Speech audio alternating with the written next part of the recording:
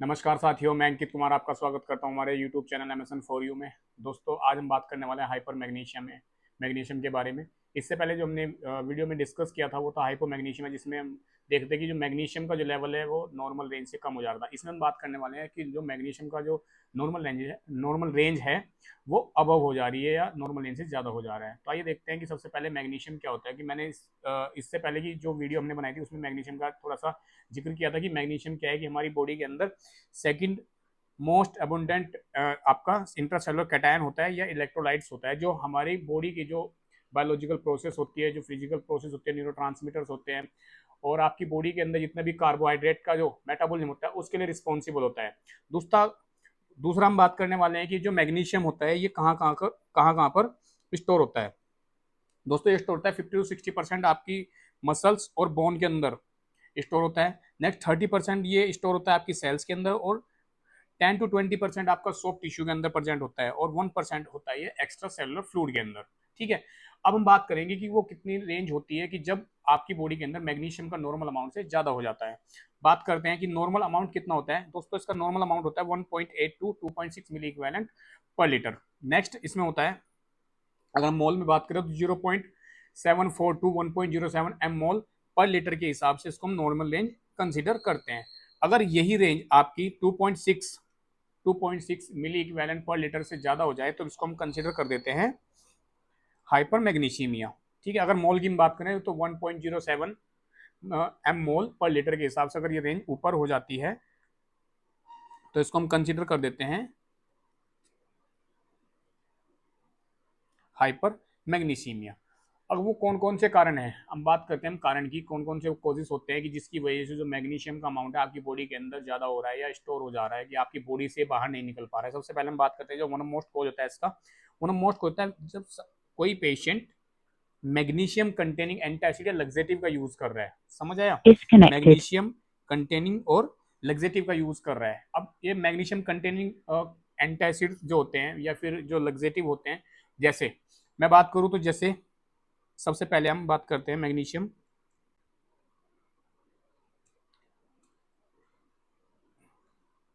Containing medicine की, किस किस के अंदर ये प्रेजेंट होता है। तो सबसे हम पहले बात करेंगे magnesium hydroxide,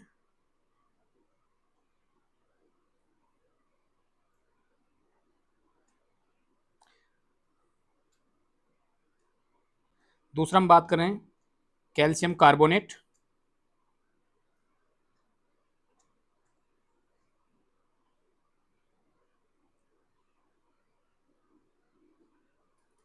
calcium carbonate. Next हम बात करते हैं मैलोक्स,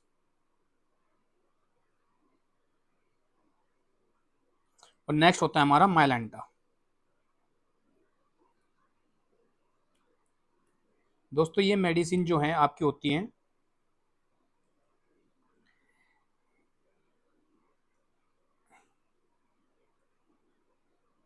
मैग्नीशियम कंटेनिंग। ये सब क्या है दोस्तों? आपके एंटासिड्स होते हैं।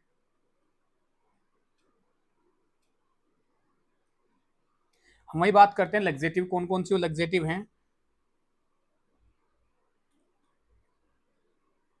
तो एक मेडिसिन आती है आपकी मैग्नीशियम सिट्रेट। जिस पेशेंट को मैग्नीशियम सिट्रेट चल रही होगी तो उसके अंदर आपको जो उसके ब्लड इन्वेस्टिगेशन आप करते हैं, इलेक्ट्रोलाइट का जो चेकअप करते हैं, तो उसके अंदर आपको देखेंगे कि आपकी उसकी पेशेंट की बॉडी के अंदर मैग्नीशियम का अमाउंट है जो उसकी रेंज है थोड़ी सी बड़ी हुई नजर आ सकती है। अगर पेशेंट क्या है कि प्रोलॉन्ग टाइम से पेशेंट मैग्नीशियम सिट्रेट का या फिर इन मैग्नीशियम कंटेनिंग एंटासिड का यूज कर रहा है तो उसकी बॉडी के अंदर जो मैग्नीशियम का अमाउंट है वो नॉर्मल रेंज से ज्यादा देखने को मिलेगा। तो ये मेडिसिन हो गई आपकी मैग्नीशियम सिट्रेट। नेक्स्ट हम बात करते हैं कि इसका एक और कारण होता है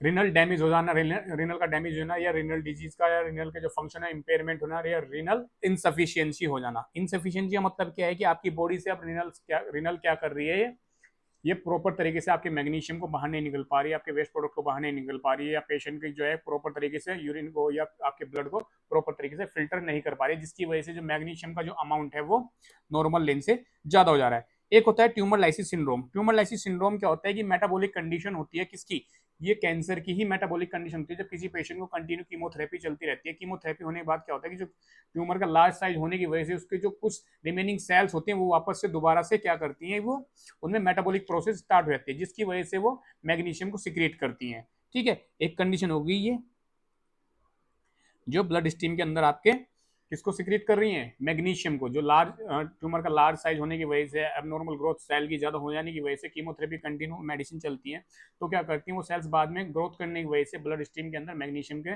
सिक्रीशन को रिलीज करती रहती हैं। नेक्स्ट है फिर IV administration of magnesium, specially treatment of eclampsia. अब एक्लेम्सिया की हम बात करते हैं, एक्लेम्सिया क्या है, एक्लेम्सिया एक सीवियर कंडीशन होती है आपकी प्री एक्लेम्सिया की। ठीक है, किसकी,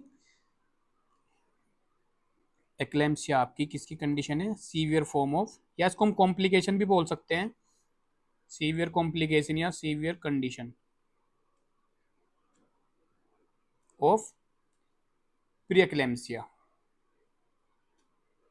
अब क्या होता है इसके अंदर, ये कंडीशन बेसिकली आपको देखने को मिलेगी प्रेग्नेंट लेडी के अंदर। ये एक्लेम्सिया जो कंडीशन होती है ये आपको प्रेग्नेंट लेडी के अंदर देखने को मिलेगी, जिसमें पेशेंट को क्या होता है कि इसमें सीजर्स की शिकायत रहती है। सीजर्स की शिकायत रहती क्यों है ये, क्योंकि पेशेंट का इस प्रेगनेंसी के टाइम पे ब्लड प्रेशर हाई हो जाता है। ये बहुत ही कम और लेडीज में देखने को मिलता है।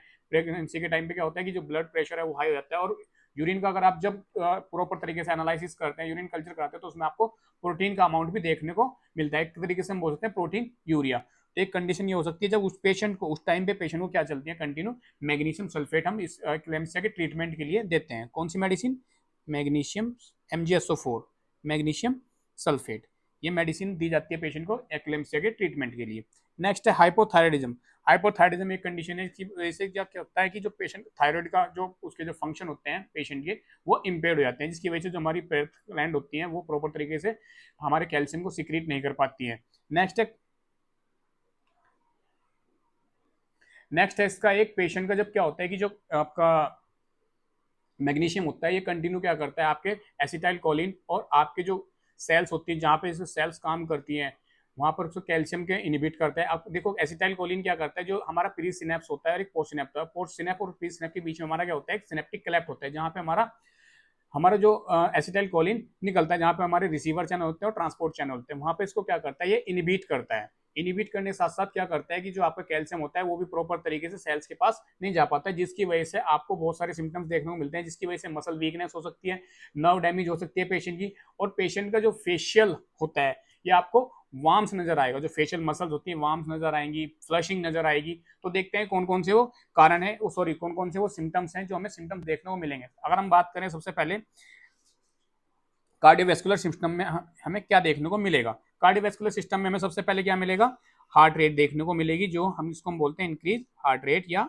ब्रेडिकार्डिया। नेक्स्ट डिसरिथमिया हमें देखने को मिल सकता है, पेशेंट का प्रॉपर तरीके से जो रिदम है वो एब्सेंट रह सकता है, या फिर हम बोल सकते हैं कि पेशेंट के जो आपका PQRS जो ECG होती है उनमें ट्विस्टिंग होने की वजह से हमें टॉर्साइडल पॉइंट देखने को मिल सकता है। अगर ये कंडीशन सीवियर रहती है, पेशेंट को कंटिन्यू पेशेंट को डिसरिथमिया की शिकायत रह रही है, कंटिन्यू आप मॉनिटर कर रहे हो, तो ये कभी कभी पेशेंट को कार्डियक अरेस्ट की शिकायत भी कॉज कर सकता है या कॉम्प्लिकेशन कॉज कर सकता है।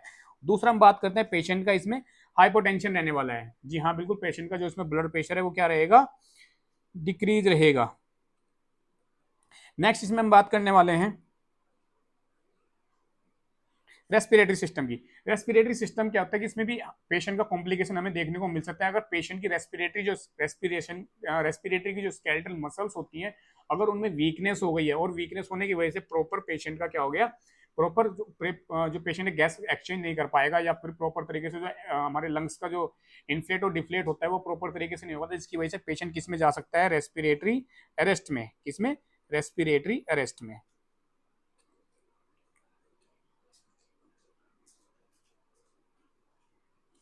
नेक्स्ट हम बात करने हैं न्यूरोमस्कुलर में। पेशेंट का जो डीप टेंडन रिफ्लेक्स होते हैं वो बिल्कुल क्या हो जाएंगे, कंप्लीटली लॉस हो जाएंगे, जिसको हम बोलते हैं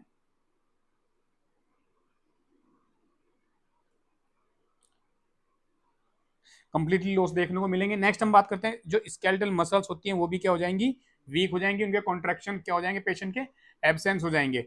नेक्स्ट हम बात करते हैं कि आपको सेंट्रल नर्वस सिस्टम में क्या क्या चेंजेस देखने को मिलेंगे। पेशेंट को ड्राउजीनेस होगी, पेशेंट कंफ्यूज रहेगा, पेशेंट को लिथार्जी और पेशेंट को अगर ये कंडीशन कंटिन्यू रहती है, आप प्रॉपर तरीके से पेशेंट को ट्रीटमेंट नहीं दे पा रहे हैं, प्रॉपर तरीके से उसका जो न्यूट्रिशन है, प्रॉपर जो उसके इलेक्ट्रोलाइट्स हैं वो इम्बेलेंस हैं, तो पेशेंट कोमा में भी जा सकता है। नेक्स्ट हम बात करते हैं कि आपको लेबोरेटरी फाइंडिंग्स, जब आप पेशेंट का ब्लड इन्वेस्टिगेशन चेक कराते हैं, पेशेंट का आप इलेक्ट्रोलाइट चेक कराते हैं, तो आपको क्या क्या देखने को मिलेगा। तो उसमें आपको मैग्नीशियम का जो रेंज है, पेशेंट की जो मैग्नीशियम रेट है वो कहाँ पर मिलेगा, आपको 2.6 से ज़्यादा देखने को मिलने वाला है। 2.6 मिली इक्वेलेंट पर लीटर से ज़्यादा देखने को मिलने वाला है। नेक्स्ट अगर हम बात करें इलेक्ट्रो जो आपकी ईसीजी है, इलेक्ट्रोकार्डियोग्राफिक चेंजेस में आपको क्या क्या देखने को मिल सकते हैं। तो इसमें दोस्तों आपका पी और आर इंटरवल ये आपको प्रोलॉन्ग नजर आने वाला है, पी आर इंटरवल आपको नजर आने वाला है। दूसरा इसमें वाइड क्यूआरएस कॉम्प्लेक्स भी देखने को मिलेगा। जी हाँ, मैं एक छोटी सी ईसीजी बना देता हूं।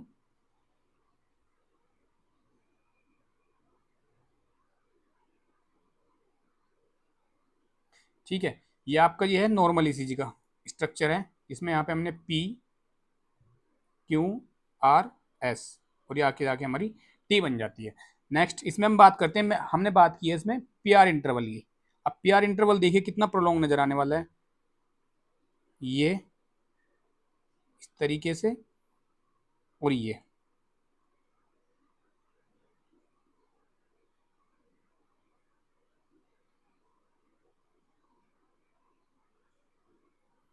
हमारा पी हो गया।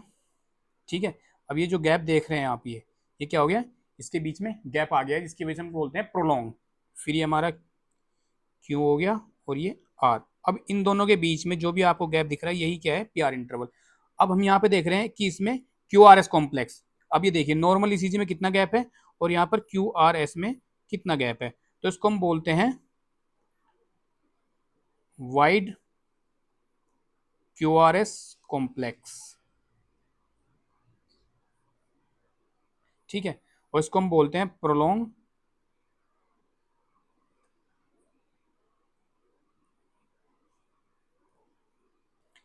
P R interval.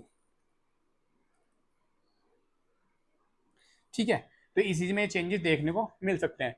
नेक्स्ट हम बात करते हैं कि इसमें हम कौन कौन से मैनेजमेंट हैं, कौन कौन सा वो इंटरवेंशन है जो हम फॉलो करते हैं। बेसिकली जो हम इंटरवेंशन फॉलो करते हैं on the basis of NCLEX के बेसिस पे हम क्या कर रहे हैं, इसका फॉलो कर रहे हैं। नेक्स्ट इसमें हम बात करने वाले हैं डायरेटिक्स कि कौन कौन सी वो डायरेटिक्स हैं जो हम फॉलो करने वाले हैं। सबसे पहले हम बात करेंगे कि पेशेंट का हमें मैग्नीशियम का एक्सक्रीट आउट करना है। अगर आपको पता है कि पेशेंट को क्या हो रहा है कि अगर किडनी डैमेज है, प्रॉपर तरीके से किडनी डैमेज हो गई है, किडनी प्रॉपर जो फिल्ट्रेशन रेट है वो 60 ml से नीचे आ गया है, जो GFR रेट है 60 ml प्रति मिनट से नीचे आ गया है, तो उसको हम क्या कर रहे हैं, उसको हम क्या करेंगे, पेशेंट को कहाँ लेके जाएंगे, पेशेंट को हम लेके जाएंगे साथियों डायलिसिस पे। किसके लिए, डायलिसिस के लिए, अगर पेशेंट को सीवियर फॉर्म है और दूसरा क्या है कि पेशेंट की किडनी भी डैमेज हो गई है। अगर पेशेंट की किडनी ठीक है, किडनी फंक्शन प्रॉपर नॉर्मल तरीके से करे, तो आप उसमें पेशेंट को डायरेटिक्स दे सकते हैं। क्या देंगे, डायरेटिक्स दे सकते हैं, जिससे पेशेंट का क्या है कि जो उसका जो मेंटेन जो रेगुलेशन है, मैग्नीशियम का रेगुलेशन है, कैल्शियम का जो रेगुलेशन है, उसको प्रॉपर तरीके से वो मेंटेन कर सके। नेक्स्ट इसमें हम बात करते हैं कि अगर इसका पेशेंट का जो मैग्नीशियम लेवल है वो पीक पे है, लिथल लेवल पे है, तो आप उसमें क्या करेंगे, प्रॉपर तरीके से जो पेशेंट का है 10% कैल्शियम ग्लूकोनेट आप एंटीडोट के तौर पे आप वो एकदम साथ में प्रिपेयर करके रखेंगे, या पेशेंट को आईवी आप 10% कैल्शियम ग्लूकोनेट दे सकते हैं। ये क्या है, ये होता है एंटीडोट। ये किसका एंटीडोट है साथियों,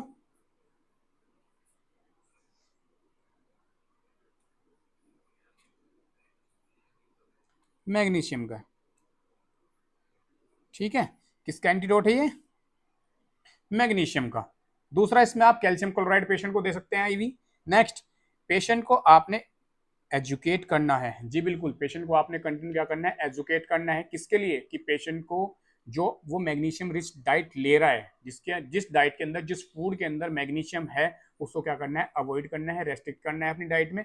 मैंने आपको पिछली वीडियो में बताया कि कौन कौन सी डाइट के अंदर मैग्नीशियम, जैसे हमारी ग्रीन लीफी वेजिटेबल्स हो गई, बनाना हो गया, हमारा पीनट बटर्स हो गए, ऑरेंज हो गया, इनके अंदर क्या पाया जाता है, मैग्नीशियम पाया जाता है। तो ये डाइट्स क्या करनी है, पेशेंट को रेस्ट्रिक्ट करनी है, इनिबिट सॉरी वो अवॉइड करनी है। नेक्स्ट हम बात करते हैं कि पेशेंट को अवॉइड करनी है वो मेडिसिन जिसके अंदर जिसके अंदर मैग्नीशियम कंटेनिंग है या मैग्नीशियम प्रेजेंट है। जैसे मैंने आपको बताया था लैक्सेटिव मैग्नीशियम सिट्रेट, ये क्या करना है, पेशेंट को अवॉइड करना है, ठीक है, होल्ड करना है। एंटासिड हमने कौन से बताए थे, मैंने बताया था आपको माइलॉक्स बताया था, हाइड्रोक्साइड बताया था, कैल्शियम कार्बोनेट बताया था, ठीक है। ये मेडिसिन आपको क्या करनी है, होल्ड कर देनी है या स्टॉप कर देनी है अगर किसी पेशेंट को ये मेडिसिन चल रही है।